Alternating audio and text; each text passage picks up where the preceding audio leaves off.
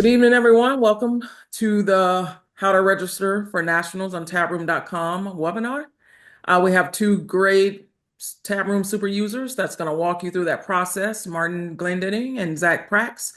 They've done it before. They're experts at this, and we will gladly answer questions at the end if you're attending live, but we will definitely post this webinar in the event that you couldn't make it tonight. So, fellas, if you want to take it away. Perfect. Hi, everybody. Like I said, like Shantae just said, my name is Zach. I'm from Minnesota, and Mari's with us. He's from Oklahoma. Our job today is to walk you through the Nationals registration process. Two important things to note. Number one, it's really hard to mess it up, right? There are some things that you'll have to do, but there's nothing that's irreversible. You can go through it one day at a time. I'm partway through my own school's registration, but there's more I can do later on. It's really hard to mess it up. But number two, I would not save this until May 15th. Even though that is the day that this is all due, Nationals process can be really, really extensive, much more than a normal invitational tournament. So you will want to make sure you get this going as quickly as possible. And then make sure also that if you have any questions, you email the folks at the NSDA at info@speechanddebate.org and reach out so we can help as much as we can. So what I'm going to do is I will share my screen. We're going to go through each tab at a time so you understand exactly what we're doing as we do the Nationals registration process. If you did this last year, it's not too different than what you've done in the past. Can everyone see my screen okay? Okay, perfect.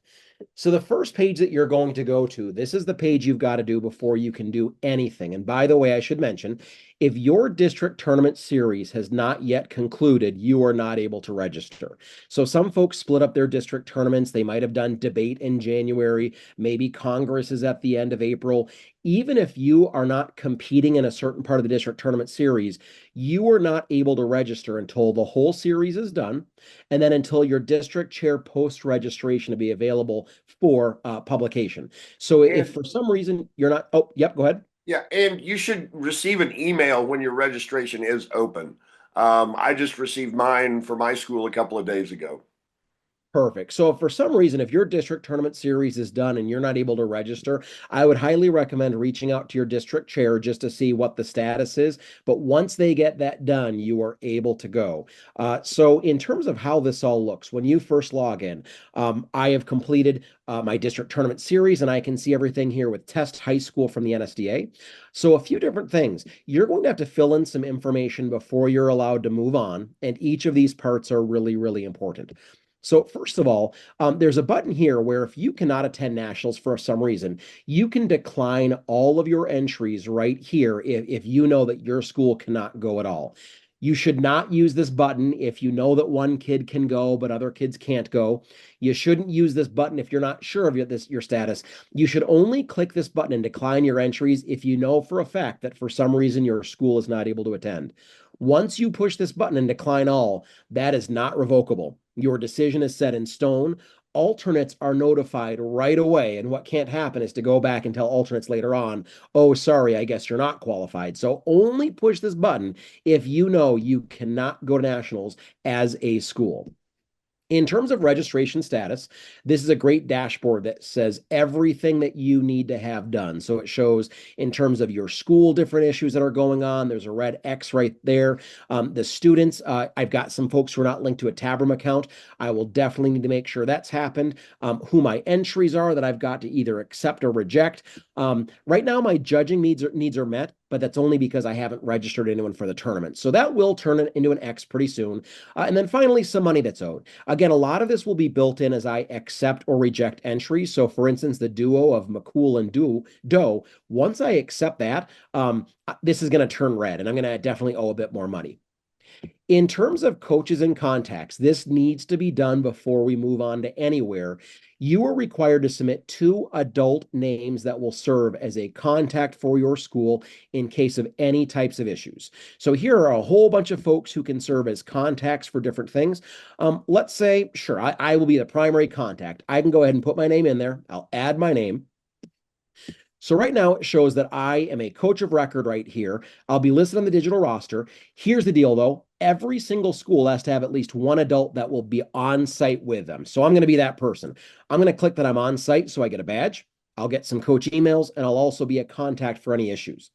Now, what you will realize is that this still is not letting me move on because there's only one person. I need to add a second person. Let's say you're just going with only one adult, as a lot of schools do. That's totally fine. I would highly suggest you add a principal or another administrator. A parent can be your second contact. That second person does not need to be on site with you, but does need to be listed on tabroom.com as well as reachable in case any other type of issues come up. So let's in this case put Lauren Burt. I have a feeling she'll be at the national tournament this year, but we'll go ahead and add her as a person who might not be attending. I'm going to add her as a school contact for any issues. And then as you can see now, because I've added Lauren, I've got all of these options now available to me.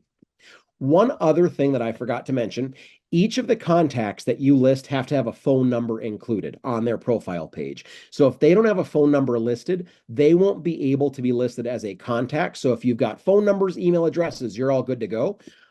Again, we'll have Lauren be a school contact for problems and issues. We'll list her on the roster. We will give her a vacation this summer, though. So she's not going, but she'll be able to see everything. And once again, you'll notice if I took her off as a contact, no longer do I have access to register or anything else. So really, you have to have two coaches that serve as a coach contact, one who will be on site. I only need to list two if I want to, but that's the minimum. I can certainly list more if I want to. And in fact, I would highly recommend you list other coaches who will be there so that they can get information as well. So for instance, let's put down Megan 1. She very well might be there as well. Let's say that Megan's going to go. I'll add her for my account. I can say that she'll be there, so she'll get a badge. We'll go into badges later on, but one thing to know is that everybody who's going to the tournament has to be in tabroom.com and has to have a badge in order to have access to school sites. I'll put her down as a coach who gets emails. I'm still allowed to register because I've got two folks who have a phone number, but with Megan, I might want to fix up her phone number so that she has that all good to go. Marty, anything to add on that? I do have something to add. This does not do anything with coaching points. These are just contacts. You're going to pick your coaches for points who actually get the points for your students on a later screen. So this does not have to be a coach that gets points. Like Zach said, it can be somebody who's not even necessarily there, as long as you have those two school contacts. Yep, that's absolutely correct. So again, my second contact could be a parent that's coming along. Maybe I don't want them to get points. That's fine. I might not even want to list them on the digital roster, right? So I can, of course, take them off of here. So if I have this for Megan, Megan will not be listed as a coach on the digital roster, but she'll still get a badge. She'll still get some emails and so on and so forth. So that's totally true. Good. So again, I can list all of these folks as people, and that's really, really good to do. One thing that I will also say though, so Marty said that these aren't the folks who are getting points for each entry, but to get points, they have to be listed here as a coach. This is what enables you to get the option that later on when we register each entry to be able to pull up that coach as a coach of record to get points. So if they're not listed here, they're not getting NSDA points for your entry. So you will want to list your coaches here for sure. Institution name, this shouldn't change much. I would just go ahead and keep whatever's here because that's how Tabroom knows you as. In terms of down here, you will want to make sure that you put in hotel information because one of the things that happens is there is a discount for entry fees if you're staying within the hotel block. Frankly, I heavily encourage this option. Catch Des Moines does a really, really nice job making sure that there's good hotel properties to stay at, and there's a whole lot of them. You will want to put in the hotel that you're staying at, as well as a confirmation number here so that we can verify what hotel you're at. This is what's going to trigger the 15% discount off of your school's main events and supplemental events. If you do choose to not stay in the hotel block, that's fine. You can just push the button here that says not in block. You can then save it, and you won't get the discount. But I would heavily suggest you do it. We'll stay at the American in Grimes. I'm going to put hotel confirmation 1, 2, 3, 4, 5. That's fake. I wouldn't do that on your own, but we'll do that for our purposes today. Last few things. In terms of overpayments and refunds, you will need to have an option as to where your judge bond, if it's returned, as well as your overpayments will go to. So gone are the days where you get $200 in cash back for your judge bond. You can either put it as a credit toward 2526. That will cover things like your chapter dues, membership fees, the resource package, stuff like that. Or you can have the NSDA office send your school a check after the tournament is over. It will take a couple weeks because they need to return back to the office, get everything set. So it will take some time, but you can do one of these two options. The selection can't be changed after May 15th. That is the registration due date, but you want to make sure you know which one you want your refund to go if you have one owed to you. Finally, you can see some deadlines down here. The deadline for everything is May 15th, excuse me, at 11:59 p.m. One caution that I will make, Marty, do you know what day of the week May 15th is? I do not, Zach. What day is it? I believe that May 15th is oh, it's a Thursday. In the past, it's been a Saturday. It's a It has Thursday. been in the past. It has. But one thing that I will say is around May 13th, 14th, 15th, the NSDA is getting several emails with questions. You want to beat that rush. So again, I would highly suggest you try to get your ducks in a row well before May 15th, because when it's May 15th, it might be a little bit of a response time or a wait time that you have. So really taking care of your business as early as possible is definitely the way to go. The folks at the NSDA are there to help you, but when there's all kinds of folks who need help all at the last minute, that makes things a little bit difficult. Finally, there's a disclaimer down below. Lauren Burt actually agreed to this on March 12th. She's one of our coaches, and she's smart because she started the process early, so good for her. But she agreed to all these different things. I'll let you read through it on your own when you register, but the things I want to call attention to, though, there are a few things. Number one, it's important to realize there is a Road to Nationals Fund, which is a very, very good resource for schools who might need some financial assistance to getting to the national tournament, right? The NSDA does not want money to be a barrier to competition. This is a great way that you can help your kids and your coaches get to nationals. The other thing that I want to mention is that there's an entry release form that you need to have for every single student that's attending the national tournament. You are not required to submit it to the NSDA like in years past. There is a place you can turn it in on Tabroom just for your own record keeping, but all the NSDA is saying is that you need to have release forms as a condition for your attendance and that you need to keep them through December 31st of 2025. The final thing that's important down here is number 5, and this is a really big deal. You will certify that you're registering anyone who's attending a tournament venue with your school on the judges and attendees tab. We'll show you how to do that. But this is anybody. This could be a grandparent. This could be a parent, your school principal, anybody that's over the age of 13. If they're coming as a judge or an entry or a coach that I've put up here, they're already taken care of. But we're talking about people who are non-judge, non-competing, non-coach attendees who are just coming to watch the team. You are required to have every person who's coming with your school to get a badge to gain entrance to competition venues. So please, please, please make sure you get this done. This includes if you have folks who might just come to watch awards at the end of the week. Let's say you have a student who gets to semifinals or finals. You'll want to make sure to get them registered. So make sure you do this. If you've got children under 13, so siblings who want to come watch, you should not create a tabroom.com account for them. Tabroom.com is only for people 13 or over. If they're younger than 13, you can just stop by any tournament office, get them a ribbon. That'll be okay. But 13 and over need to be pre-registered. So that's all of this. Marty, anything before we move on? No, I think that pretty much says it all. The only thing, and we'll talk about this when we talk about judges, the only deadline that is not May 15th is when we start talking about judge swaps. And that's going to be usually a week before the tournament. But you have to have everything in by May 15th in order to participate in that process as well. Yep, that's correct. Your judges have to be in, but we'll talk about that swapping later on. Just make sure everything else, including judges, are in May 15th.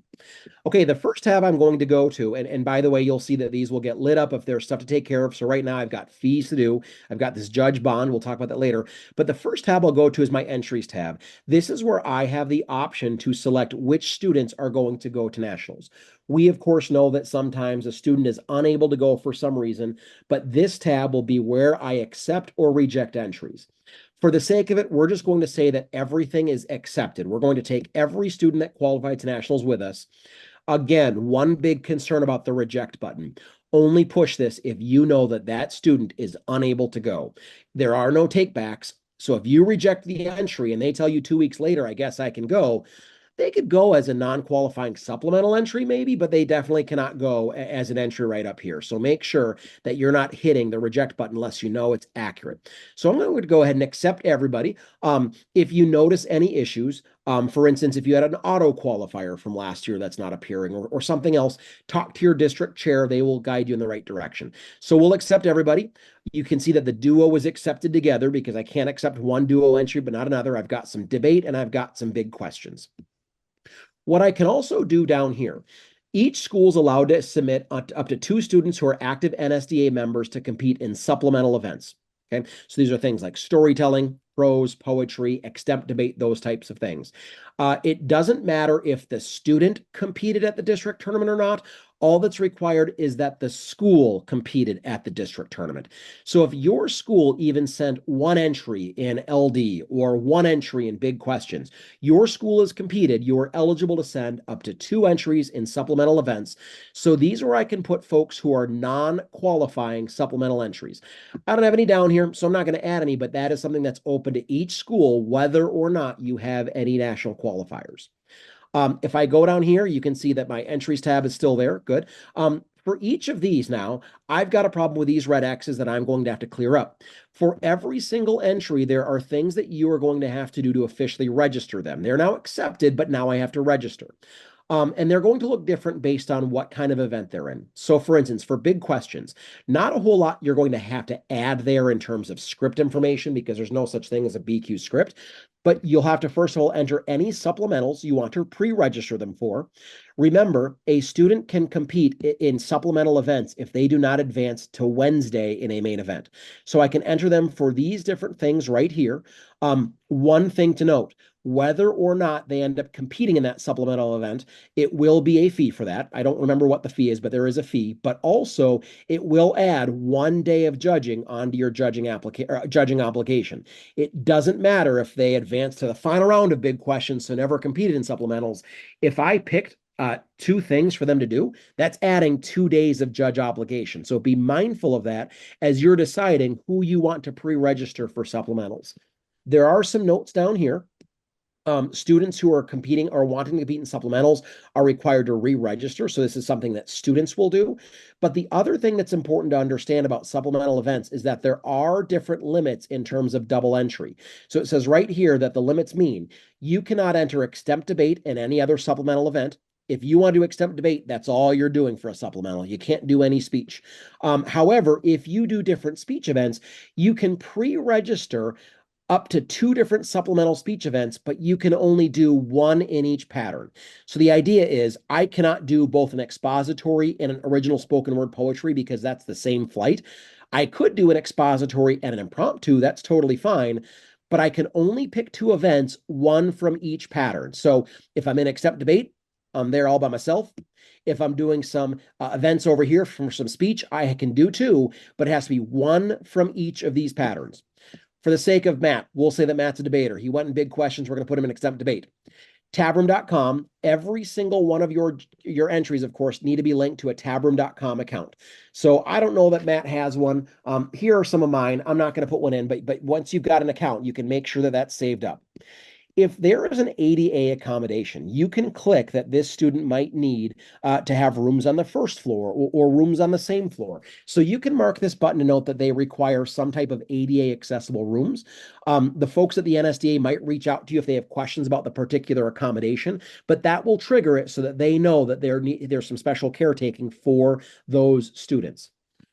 Number 4 is a pronunciation guide. I highly, highly recommend that you fill this out for your students. Here you can see a whole bunch of my students, their phonetic spellings. For awards, it is a goal of the NSDA to get everybody's names correct. And we can't do it if there's no pronunciation in there in terms of how to do it. So you will want to definitely put down some type of phonetic spelling. It doesn't matter if you've had exposure to the student's name for 4 years. The NSDA hasn't and the award speakers haven't. So please put down a phonetic spelling. In this case, I can put down something like Matthew Bopes, right? Something like that, just so we know how to say it. Just do your best. An entry release form, we talked about this a little bit earlier. This is where you are not required to submit it to the NSDA, but you are required to have this for every single student that will be attending the tournament with you. So you can see it looks just like this, not too different than what it's been in the past. If you want to, there is this great place that you can keep it for record keeping, but you don't have to turn it in there. The final thing you'll do for this BQ entry, and this is true for almost all your entries, you'll have to select down who is going to be the coach who's receiving points. Even if a student is coached by 2 or 3 individuals, only one coach will receive points for their participation at nationals. So in this case, there's no results found. That's a little bit weird. That's strange. But you'll see all your coaches down here on the drop-down roster. This is where you're able to put down points. Now, what is great, if your student gets to finals or semifinals, if they're at awards and they're getting represented, you can put down a few different coaches that can have their names read at the award ceremony. So for instance, even if I put down, let's just say Lauren Burt to get points, I can put down coach name for awards. I can put Lauren Burt. I can put Megan One. And then I can maybe put, I don't know, Martin Glendinning. So I can have as many coaches down here as folks who should be recognized at the award ceremony, but up here I can only select one person to receive points for that student. Marty, anything on that? No, I think that's great. Okay, perfect. So you'll notice that Matt here down in his entry, it's still an X because I still have to make sure he has a tabroom.com account he's linked to. I still have to make sure there's a coach I'm giving points to, but that's why he's an X, but otherwise he's done. LB is going to be the same exact kind of thing, right? Debate is not very much different besides what they're competing in, but that's all you'll have to add. Where it gets a little bit tricky is going to be with Interp. I would say of all the things to register for, this will be a little bit longer only because you have to provide some information regarding what pieces that student or students are doing. So just like before, each student, and this is a duo, so each of the students in a duo will have their options for what kinds of supplemental events they'll want to do. They've got to be linked. Lauren's a good student, so she already has a tabroom.com account made, so that's all good, and she even has her pronunciation spelling. That's great. But down here, you will now see for Interp, is some information she has to put in. So I've got to put in coach for points awards as well as, or coach name for points. I also put in coach names for awards. But now for Interp, you are required to submit information regarding their title, their piece, their author, etc. So first of all, for each Interp entry, you need to submit either the script or the manuscript, right? That's the record of what they're basically saying. You have to put down the piece title and the piece author. Now, for sure, this can sometimes change. If you are at registration day at Nationals on Sunday, we can still make changes if you have an updated script. If you decided, you know what, this child is doing something totally different, right? They can still choose to do something different right now. You don't have to have the same piece for national qualifiers as you do for nationals, right?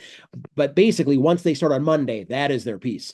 So you can do this, or you can change and make changes to your piece throughout the months of May and June.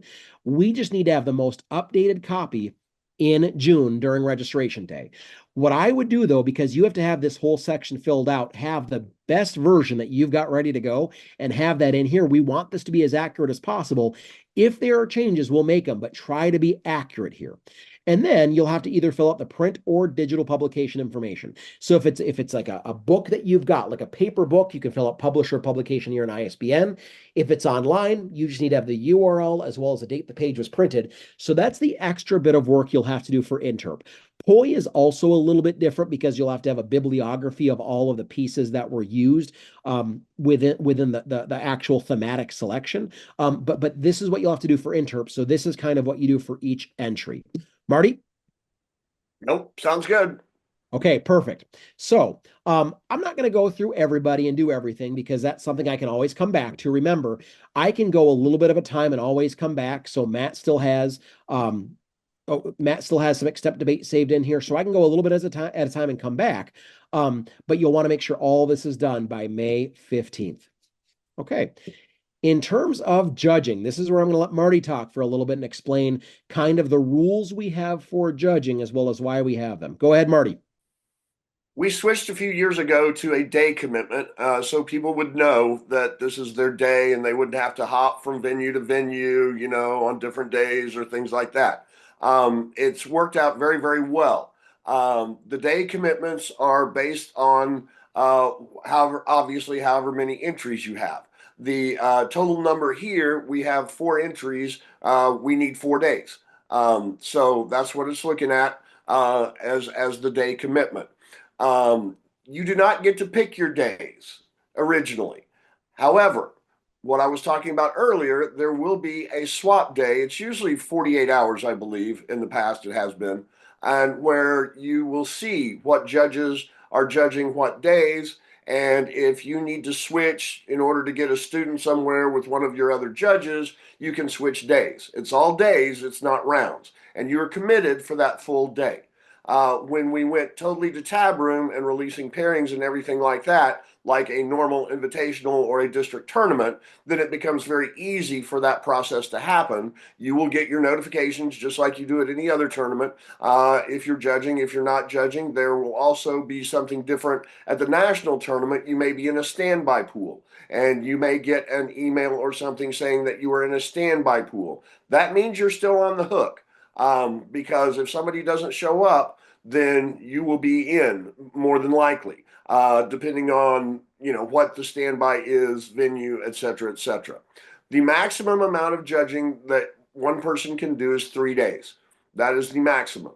Also, you may, and we please implore you to self-nominate for semis or finals. If you do nominate for semis or finals, that does not count towards your total. All right. Yet that is extra. It is above because it's not going to be a day. It may be a round. So that is why that is not a day commitment. So please, we implore you. We want our biggest pools that we can get to choose from people for these kids that are in semis and finals. So please do that. Please do that nomination process. But please also understand that does not count towards your day commitment. Great. Anything else? Yeah, yep. I just a few quick things, a few things I wanted to add. So one thing to be aware of, particularly if you have students who are competing in either big questions debate or world schools debate. So this 4-day commitment right here is for non-BQ, non-world schools entries. So what it is just by having a single entry, that's 2 days of commitment. In general, each extra entry, and that includes supplemental entries, they add on a day of commitment. So this number 4 right here, that is for your non-big questions, non-world schools. If you have a big questions qualifier, you are required to provide a judge who will cover that entry for the whole week. That is Monday through Thursday. So that's not swappable. There's not certain days. It's just you straight up have a judge who's covering that big questions obligation. If you got both of your district's big questions qualifiers, you need to provide 2 judges who are your full-time big questions judges. So up here, this is all non-BQ. I have to provide who my BQ judges are going to be specifically. And again, these folks need to be available Monday through Thursday to fulfill that obligation. And Yep. yeah, the same thing. Zach briefly mentioned it. The same thing is true with world schools.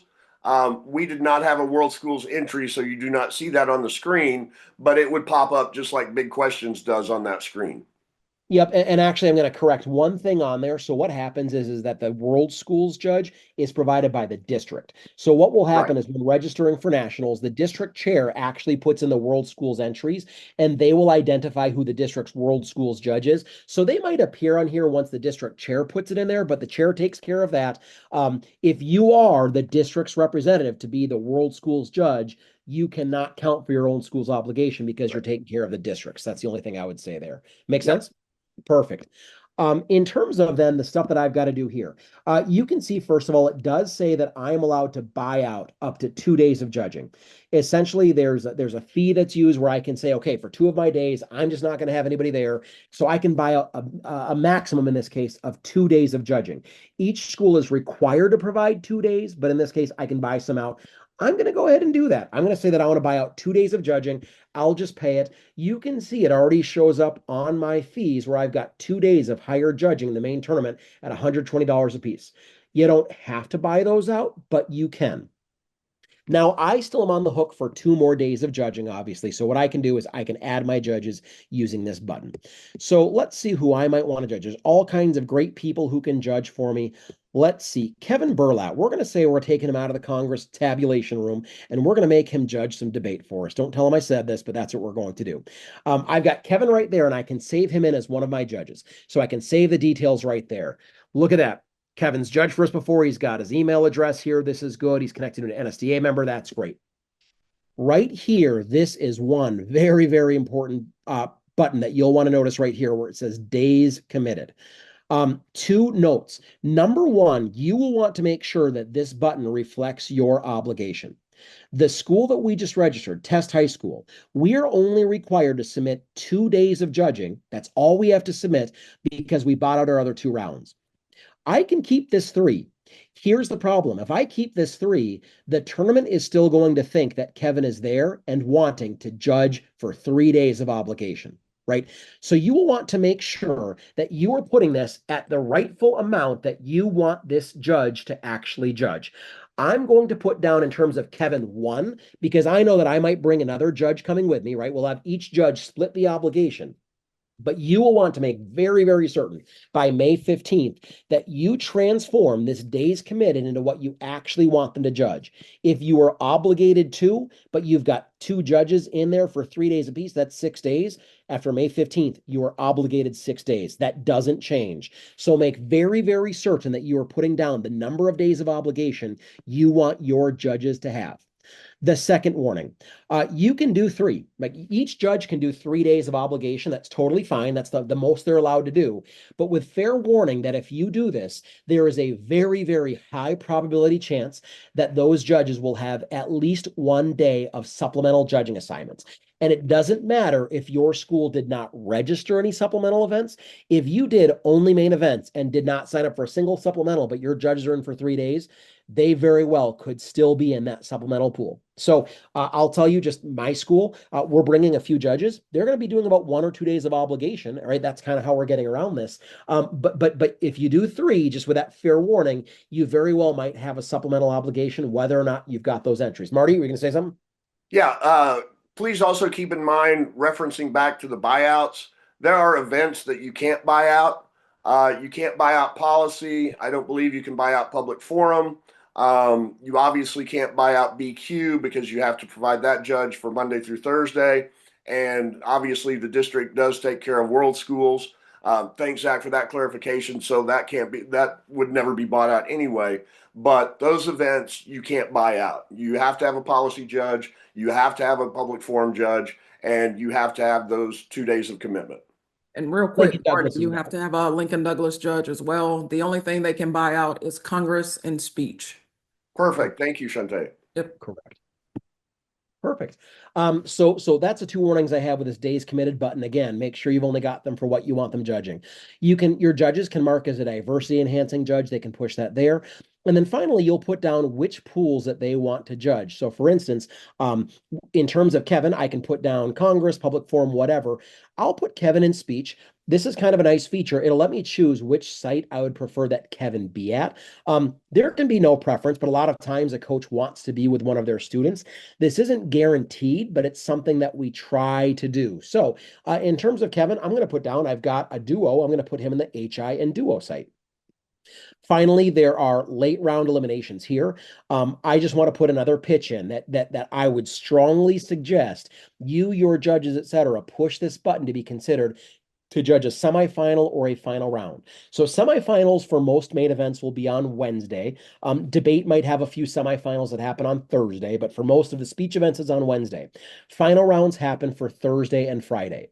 In order to be considered to be a final round judge in any pool, you have to be nominated, right? You have to either nominate yourself or be nominated by somebody else.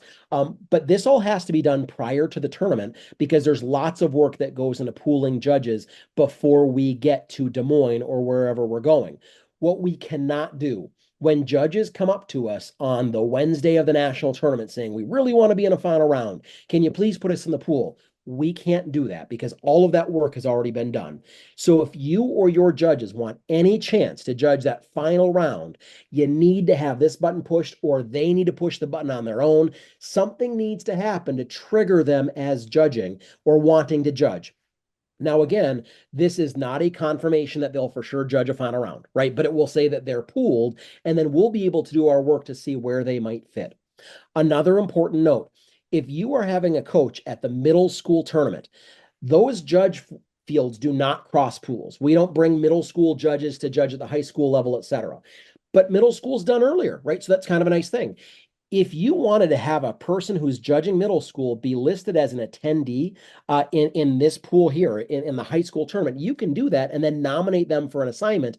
That's extra because your final round obligation, let's say you're pooled for a final round, that does not count as one of your days of obligation. That's extra. We pay a small stipend if you end up judging the final round. So really, that's kind of the way to go for that. So we're going to say we want Kevin to be considered. Then it might ask some more different questions. For instance, it'll say, what's the role at nationals? We'll say that Kevin's the head coach. Again, I can put in a pronunciation guide for him, not my phone number or my address, and then a brief bio for what Kevin is kind of responsible for. Some examples are right down here, so that's all great. Shantae, you were a former national champion in dramatic interpretation. I did not know that about you. You've got layers. That's wonderful. So, anyways, you can put down a biography here about what kind of stuff you've done. And then also, what events are you most suited for and willing to judge? You can only choose one, but you can choose one of these things here and then some more ideas to consider. And then finally, this is big. One big requirement we have for our final round judge pool, each judge has to have at least 2 years of experience in coaching, judging, or competing in that specific event. So we ask that you click on that certification. Kevin definitely does. That's why I say that information. And then I'll talk about this. And then Marty, before we talk about accreditation, anything from you on what we've just done? Yes. Please be very, very, very diligent in picking what category you want to judge. After running the judge table at nationals for years, our biggest issue usually on Sunday is I'm not a policy judge. Why am I in the policy pool? Well, you click the button. So please be very, very diligent about that because that's one of the biggest issues that we have on registration day. And so make sure that does match what you really want to do. Yep, perfect, perfect. In terms of accreditation, so starting last year, judges are required to do a series of accreditation courses through the NSDA. I did them all. I thought they were really, really good and really, really interesting. This is one requirement that I actually think is pretty darn good to make sure we've got a certain standard of judges at the tournament. Kevin's already done a few of them. He's done Intro to Multicultural Competence, which every judge does. And then Kevin's judging speech, he's done Intro to Judging Speech. Kevin will need to do these things right here as a speech judge in order to be counted as a judge. Now, he could do this after May 15th if he wanted to, but it needs to be done before the tournament starts. So right here, I can see that Kevin is still required to do all of these different things. You will notice we don't have him as a debate judge, so he does not have to do the Lincoln Douglas course. He doesn't have to do the Congress course, but he's got to do all of these. One great thing, if you had judges judging for you last year, they did these already, it counts for this year again. You don't need to do them all over again. If you did them last year and you don't have warning signs, you're all good to go. These are just for folks who might be judging something new at the national tournament that they didn't judge last year or new judges in general. One more thing I want to do, so you can still see I've got 2 days that I've bought out. I've now got Kevin judging one day. I'm going to have one more day. And actually, here's what I'm going to do. I'm going to actually buy out one day because I'm required to provide a Lincoln Douglas judge for 2 days. So I'm going to provide, so I owe 4. I'm providing 1. Kevin is 1. Now I'm going to add one person that can judge Lincoln Douglas for 2 different days. Let's see here. Who can I pick down? I was seeing if my wife was on here because she'd hate it, but no, we're not going to make her do it. Okay, so what we'll do is we will say that, let's see, Aaron Hardy will be judging Lincoln Douglas for 2 days of commitment. He'll love it. I'm going to put him down. I will make sure again, I'm going to change my 3 to my 2 because not 32. He'd really hate that. We're going to put it down to 2 days of judging. I don't want him in for 3. And I'm going to put him as my Lincoln Douglas judge. So I'll save this. Of course, I'll make sure he's able to judge a final round, right? We can do all that kind of stuff. One special thing that you will see on judges who are obligated for Lincoln, Douglas, and policy debate, there is a paradigm form that each of those judges are required to fill out prior to judging at the national tournament. So we, of course, know that geographically throughout the competitor base of the national tournament, there's lots of different perspectives on debate. There's lots of different levels of experience. So because of that, we do require each policy and each Lincoln Douglas judge to complete a paradigm that is available for all students and coaches that they will be judging. It's really not super extensive. It's not going to take an hour, but we do ask you to do this because it is really, really important in terms of how you see the activity. So the LD and policy paradigms are different. If you're in the pool for both, you need to fill out both. But we ask you to do this, and that is part of the judge requirements as well. No such thing as a speech paradigm, no such thing as a big questions paradigm. This is specifically for your judges that are judging policy debate or Lincoln Douglas debate. Mr. Glendinning, anything on those? Nope. Sounds great. Perfect.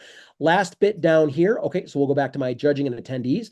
Last bit down here, we spoke of this, but if I want to add, I've got to add my big questions judge. Let's just pick some random person, not random, one of our great judges for this. Oh, Kelly. Kelly works with big questions. So we'll put her down right there. Perfect.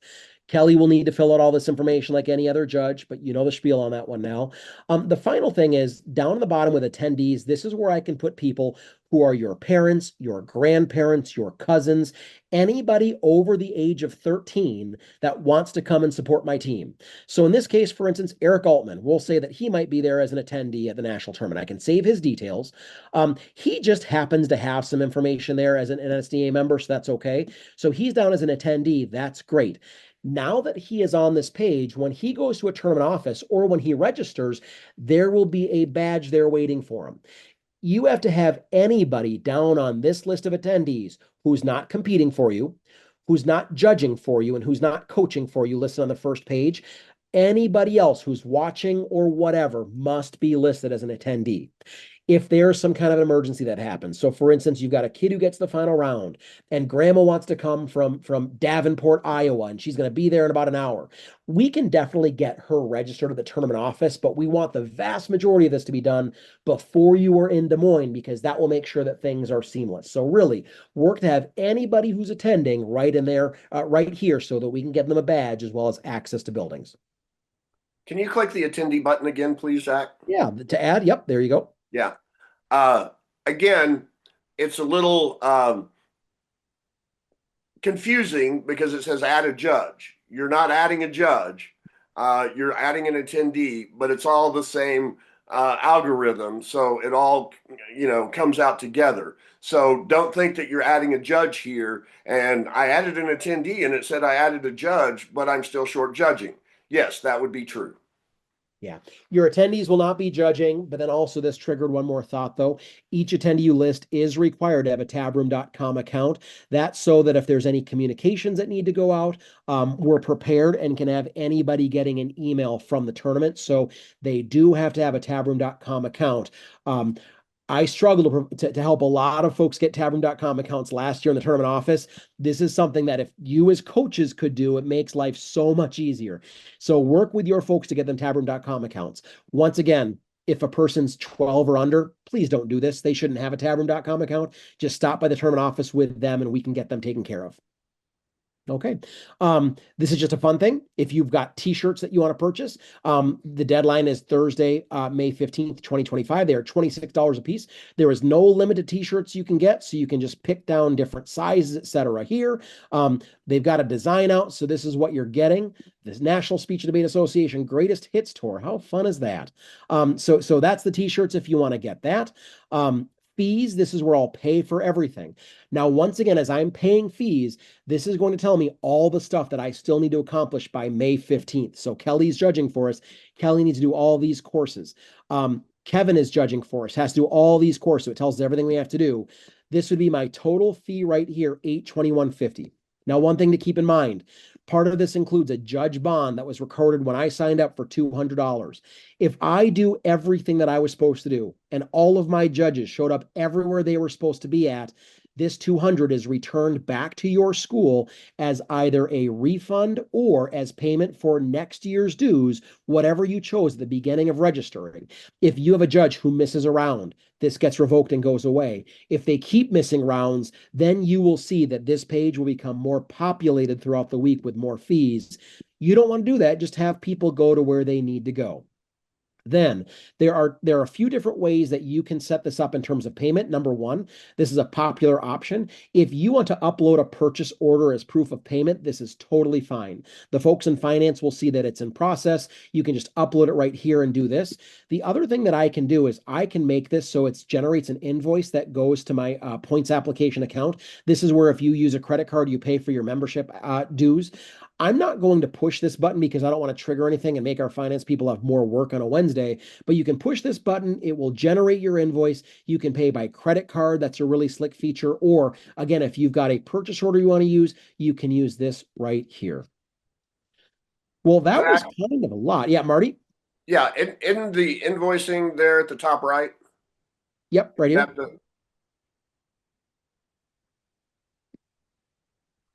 I think because that's, oh, yep. So what I can do is I can push that button. I can kind of yeah, log into my points application. I'm not doing that because I don't want to be on the hook for that money right, for the high right. school, But but I can uh, push that. yeah, my point was you don't have to hit the make payment button. Oh, yep, exactly. Yeah, Yep. Make payment. We'll kind of do it automatically and you can, right? But that's another way you can do it. But yeah. both are going to kind of do the same thing. You won't be double charged, right? That won't happen. If you are, they'll get it back to you, but you can push either of those buttons. So I think that kind of wraps up most of what we have for judging as well as registration. The one last thing I wanted to clarify in terms of judging before we do any questions, if there are any.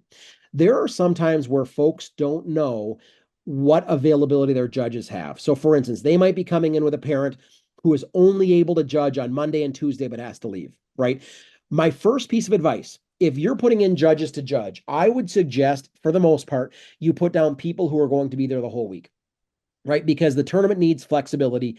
I wish we could accommodate requests, but if we have every single judge saying they can only judge on Monday, but then not judging on Tuesday, the tournament's going to come to a standstill real fast, right? So we just can't accommodate those individual requests. So, first of all, I would try to put in people who are going to be there the whole week. The second thing that I would say, I would have people on hand, not in the system necessarily, but on hand that you know of, that when there's a swap, if you need to swap a Tuesday out, you can maybe swap it to somebody who's already not or who's not already in the system. So what we can do during the swap days, let's say you've got a judge who's not in the pool, they're not in tabroom.com, but you know that they're going to take the Tuesday if somebody gets a Tuesday and they can't do it. You can email info@speechanddebate.org to provide that judge who can judge that day. What you should not do is put all your judges in, give them all 3 days of commitment, right, to go way over and just assume that we'll be able to figure it all out. Only put in judges to cover your commitment. If you've got extras, great. Then you can have some more wiggle room. But like if you want to split up days of obligation, that's something we've got to work out at info at speechanddebate.org prior to the tournament. You can't just put in people for 2 days of obligation and then think that we'll balance out who gets what. Does that sort of make sense? I don't know if I said that in a clear way. The other thing, piggybacking off that Zach, judges can't change judging assignments. Like if I'm on Tuesday and somebody else is on Monday, I can't switch ballots with them. All right. That is going to create a lot of confusion. We have a hard and fast rule that you can only judge certain people and certain times. And so do not ever, ever, ever, oh, I'm just going to be here for 3 rounds and I'll give somebody else my fourth round. Don't ever do that. That would revoke your judge bond immediately. Yep, yep. Everything has got to go through the office. And again, the earlier you can do things, the better, right? It's really hard to find solutions on a Tuesday of the tournament. But if you're emailing the info@speechanddebate.org account about a week or two earlier, they can help you find some solutions. The earlier you can be proactive, the better. Shantae, I think that might be all that we have. Are there any questions that people might have or? There are none in the chat currently. Okay. Perfect. Well, again, then, I guess my big advice, again, is just to start early, work on your registration often.